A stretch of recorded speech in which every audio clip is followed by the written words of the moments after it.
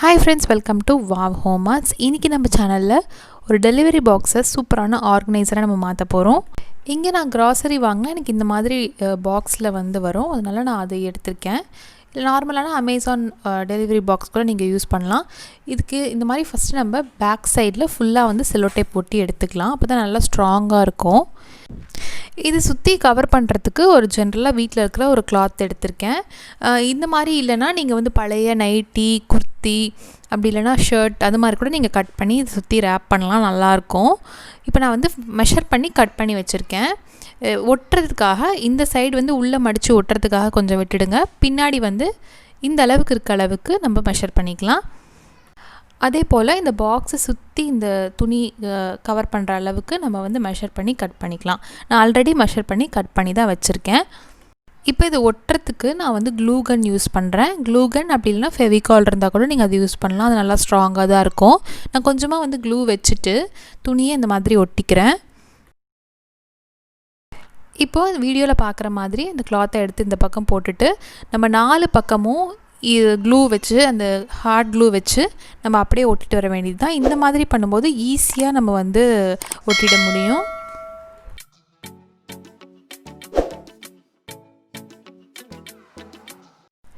எல்லா சைடும் ஒட்டிட்டேன். இப்போ கடைசியா அந்த இடத்துல கொஞ்சமா அந்த எக்ஸ்ட்ரா இருக்க துணியை நம்ம இந்த மாதிரி மடிச்சு அப்படியே அது மேல ஒட்டி விட்டுறலாம். ஃபுல்லா 4 பக்கமும் ஒட்டிட்டேன். 50% வேலை முடிஞ்சது. இப்போ நம்ம பேக் சைடு ஒட்டிக்கலாம். இது ரொம்ப ஈஸி. லைனா அப்படியே க்ளூ வெச்சிட்டு அந்த 2 துணியையும் நம்ம அப்படியே ஒட்டிக்கலாம். ஒன்னு மேல அவ்வளவுதான்.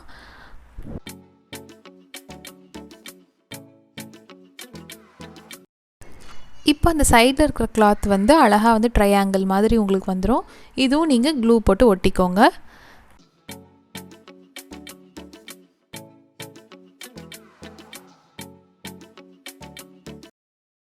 அவ்வளவுதான், பேக் சைடு எல்லாம் ஒட்டியாச்சு சூப்பரா.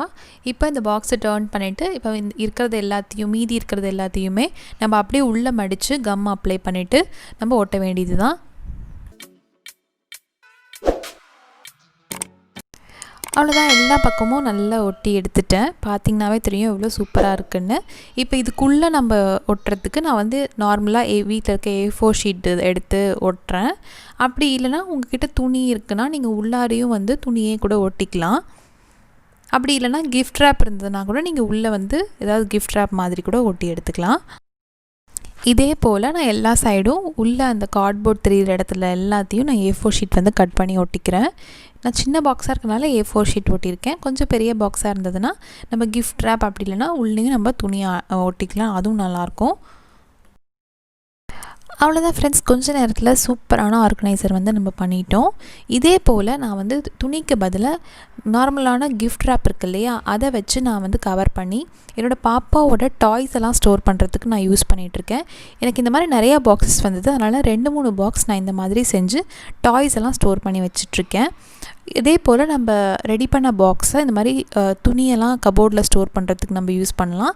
நான் என்னோடய கிராஃப்ட் ஐட்டம்ஸ் தான் ஸ்டோர் பண்ணிகிட்ருக்கேன், இப்போ யூஸ் பண்ணிகிட்ருக்கேன். இந்த வீடியோ உங்களுக்கு பிடிச்சிருந்ததுன்னா லைக் பண்ணுங்கள். நீங்களும் ட்ரை பண்ணி பார்த்துட்டு எப்படி வந்ததுன்னு கமெண்ட் பண்ணுங்கள். மறக்காமல் சேனலை சப்ஸ்கிரைப் பண்ணி வச்சுக்கோங்க.